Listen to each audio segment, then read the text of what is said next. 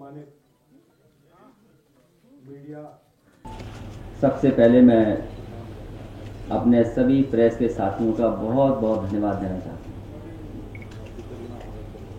मैं आप सबका स्वागत भी करता हूँ। सबसे पहले समाजवादी पार्टी में शामिल हो रही सुमैया राणा जी और उनके साथ जितने भी और साथी शामिल हो रहे हैं, मैं उन सबका बहुत बहुत धन्यवाद और स्वागत करता हूँ।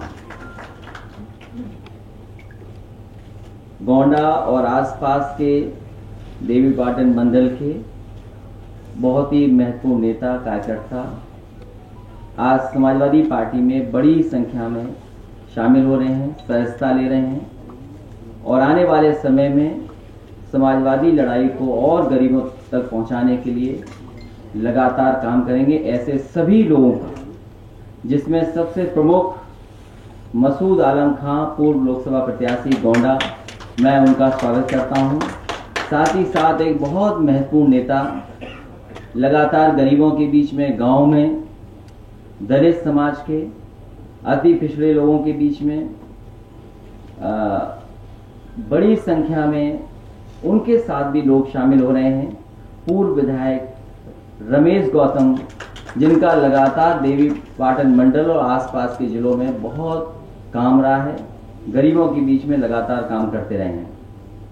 साथ ही साथ लालचंद गौतम जी, खुशीराम पासवान जी, क्योंकि अध्यक्ष जी ने तमाम नाम पढ़ दिए हैं, लंबी सूची है और सूची इतनी लंबी है कि पढ़ना संभव नहीं है।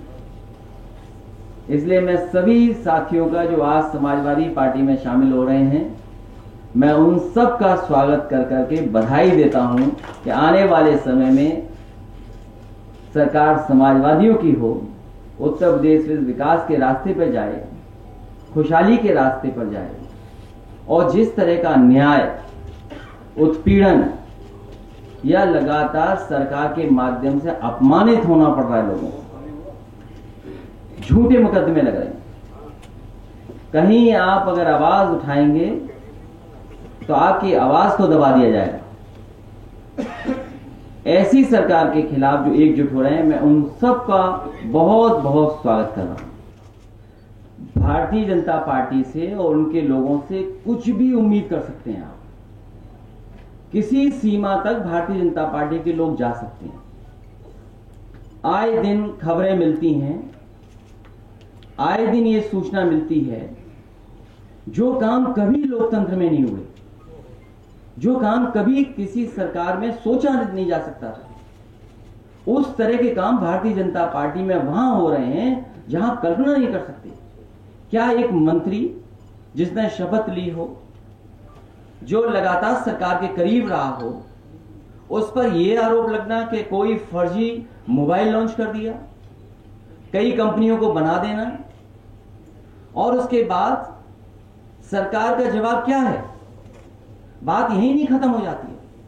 हमें वो बात भी नहीं भूलनी चाहिए कि इसी विधानसभा में जहां चुन करके लोग आते हैं, वहां पर अधिकारी, सरकार के कुछ लोग फर्जी और बनकर के कितना बड़ा भ्रष्टाचार का रैकेट चल रहा था।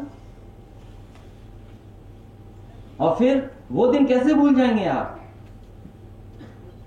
कि एक पुड़िया मिल गई आपको, विधानसभा के अंदर एक पुड़िया मिल गई, वो पता नहीं खैनी की थी कि किसी और चीज की थी कि किसी की जेब से गिर गई थी, और क्या बताया गया था उसमें? इस सरकार में, भारतीय जनता पार्टी की सरकार में कुछ भी हो सकता है। आपको आतंकवादी कहा जा सकता है, आप पे कोई भी झूठा मुकदमा लग जाएगा, अगर आपने दाल की गुणवत्ता बता दी तो हो सकता है जेल में जाना पड़े आपको, दूध में पानी कितना है उसकी मात्रा बता दी तो तैयार रहिए, कोई धारा लग जाएगी आप पर। और फिर सरकार कहती है कि हम जीरो टॉलरेंट हैं हर चीज के लिए। इतना भ्रष्टाचार, इतना झूठ किसी सरकार ने नहीं बोला होगा जितना भारतीय जनता पार्टी की सरकार में भ्रष्टाचार और झूठ चल रहा है। इस आंदोलन में समाजवादी पार्टी पूरी तरीके से शामिल रही है और हमारे पूर्व मंत्री बलवंत सिंह रामूवालिया जी यहां बैठे हुए हैं।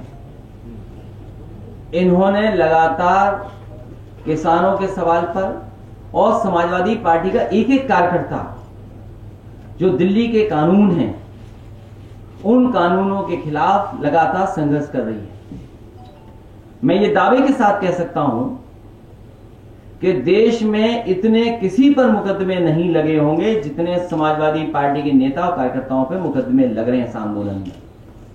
ये तो बहुत छोटी सी घटना है और वही कर सकता है जिसका बहुत छोटा दिल हो, जो जनता के सामने ये न कह पाए कि जो कानून बने हैं वो उनके पक्ष में है कि उनके लिए डेथ वारंट तैयार हो रहा है।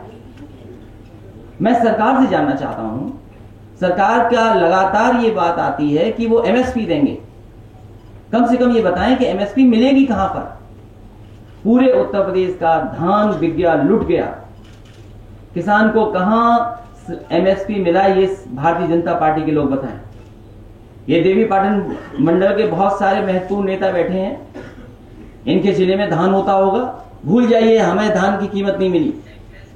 ये बैठे हैं बैजनाथ दुबे जी, बताओ आपके यहां धान होता है कि नहीं होता है। ये चेयरमैन कमरुद्दीन साहब बैठे हैं, धान है कि नहीं है। ये हमारी शुक्ला जी बैठी हैं पूर्व विधायक, बताओ इनके यहां धान है कि नहीं है। ये जनप्रतिनिधि हैं, इनसे पूछिए कि कहीं अगर सरकार ने जो एमएसपी था 1800 रुपए से ऊपर किस किसान को दे दिया। 900 1100 में बिक गया।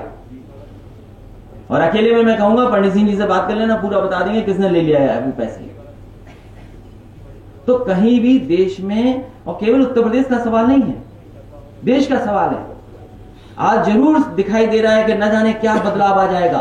और फिर आप पुराना देखिए, जो जो फैसले भारतीय जनता पार्टी के थे उसने देश की अर्थव्यवस्था को बर्बाद किया है। याद कीजिए नोटबंदी, लोग लाइन में लग गए, जान चली गई। क्या नोटबंदी से भ्रष्टाचार खत्म हो गया?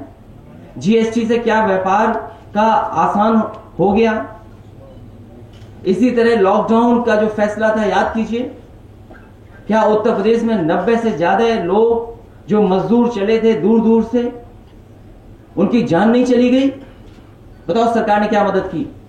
और मैंने उस समय भी कहा था कि सरकार के पास 90,000 से ज्यादा बसेस हैं, लेकिन सोचिए सरकार ने क्या किया, एक भी बस नहीं चलने दी, लोगों को पैदल चलने दिया। कौन भरोसा करेगा भारतीय जनता पार्टी पर कि जो कानून ला रहे हैं उस कानून से किसान बर्बाद होगा क्या नहीं होगा। और फिर तरीका साफ है उनका, जितनी भी उत्तर प्रदेश में मंडी बन रही थी उन सबका काम रोक दिया। अब मंडियों पर नजर है, बड़े बड़े उद्योगपतियों की इन जमीनों को कैसे लिया जाए। आप बताइए एक्सप्रेसवे पे मंडियां बनी थी कि नहीं बनी थी? जितनी समाजवादी सरकार में बन गई उसके अलावा एक ईंट इस सरकार ने नहीं लगाई। आप बताइए किसान बाजार बन रहे थे, उन किसान बाजारों को क्यों नहीं बनने दे रही सरकार?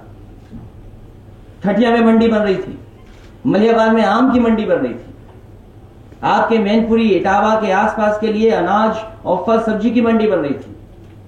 बाबा रामदेव जी को 500 एकड़ जमीन दी थी कि मंडी बनाएंगे, वो एग्रो बेस्ड कोई कारोबार करेंगे। क्या हुआ उसका? आजमगढ़ में मंडी के लिए जगह लेनी थी, सुल्तानपुर में मंडी के लिए जगह लेनी थी, आपके गाजीपुर में मंडी बननी थी। मैं जानना चाहता हूं सरकार से कि एक्सप्रेसवे के किनारे जो मंडियां बनी थी कितनी जगह ली इन्होंने, कितने किसान बाजार बनाए हैं? लखनऊ का किसान बाजार बिक गया। और सबसे सुंदर देश का मॉल जो बनाया था समाजवादी सरकार में, वो बताओ सरकार बनती बिक गया कि नहीं बिक गया?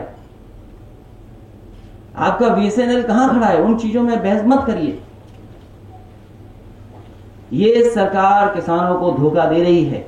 और फिर और डिटेल में आप जाओगे, क्योंकि उद्योगपतियों को यह पता है कि जो पैक्ड आटा है, जो पैक्ड आटा हम और आप खरीद रहे हैं, उसका बाजार 20% की ग्रोथ रेट से बढ़ रहा है। कोई है कारोबार ऐसा, बताओ हमें, कि जहां पर ग्रोथ रेट इतनी हो? तो इनकी नजर केवल किसान की पैदावार पे नहीं है, नजर बाजार पे भी है। और किसान को अगर बाजार पे छोड़ दोगे तो किसान कैसे मुकाबला करेगा? समाजवादी पार्टी सरकार बनाने जा रही है और समाजवादी पार्टी सरकार कैसे बने उस दिशा में काम कर रही है। और हमें खुशी इस बात की है कि भारतीय जनता पार्टी जो अपने आप को इतनी बड़ी पार्टी दुनिया की सबसे मानती है, वो भी आज समाजवादी पार्टी के विजन के रास्ते पे ही चल रही है। तो ना हमें अपने काम पर कोई शक है, ना हमें अपने संगठन पे, हमें अपने कार्यकर्ताओं पे भरोसा है कि जिस तरीके से उन्होंने आंदोलन चलाया है, कौन सी पॉलिटिकल पार्टी इतने दिन आंदोलन चला लेती। आज भी किसान घेरा के कार्यक्रम के माध्यम से लोगों गांव में जाने लगा था। आप पूरे देश में देखिए, किसी पार्टी के नेताओं के ऊपर इतने मुकदमे लगे हों, वो भी झूठे। हम और अमू बालिया जी घर से अकेले जा रहे हो, बताओ क्या केस लगाया और कितनी पुलिस लगाई हुई थी। हमारे कार्यकर्ता बताओ पार्टी कार्यालय के सामने मारा, लाठी मारी सर पे। कौन नहीं जानते अमीन खान को लाठी मारी, या वीडियो में देखो कैसे लाठी मारी पुलिस ने। ये पूरे निर्देश से सरकार के कि इनके सर तोड़ दो। अगर उत्तर प्रदेश की सरकार का मुखिया ऐसा हो कि ठोक दो कि सर तोड़ दो, क्या उम्मीद करोगे लोकतंत्र में। इसलिए जनता ने मन बना लिया है, बदलाव होगा और बदलाव ऐतिहासिक होगा। इसलिए सब कुछ चालें चली जाएंगी चुनाव से पहले। मैंने आपसे कहा कि समाजवादी पार्टी और हम सब लोगों को इतनी खुशी इस बात की, गर्व है कि समाजवादी विजन पे ये सरकार चल रही है। बताइए आप, पूर्वांचल एक्सप्रेस किसका है। इस मेट्रो पे फोटो जरूर लगा ली, लेकिन फोटो वहीं तक लगी है जहां तक समाजवादियों ने बनाई है। आप सोचो कभी कि क्यों नहीं बना पा रहे आगे। अरे अपने घर में नहीं बना पा रहे, दूसरे जिलों का उद्घाटन शिलान्यास कर रहे हैं आप याद कीजिए, मुख्यमंत्री जी ने कहा कि हम गोरखपुर में मेट्रो देंगे। अब गोरखपुर वाले अभी तक इंतजार कर रहे हैं कि मेट्रो कब मिलेगी।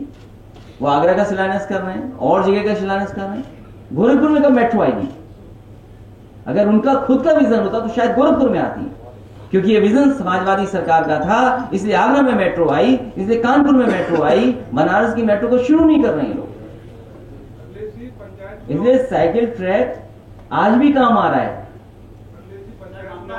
और मैं वेस्ट बंगाल के लिए यही कहना चाहता हूं, वेस्ट बंगाल की जनता से यही कहूंगा, ये भारतीय जनता पार्टी इसी तरह नफरत से राजनीति करती है, लोगों को डरा के धमका के पार्टी में शामिल करती है।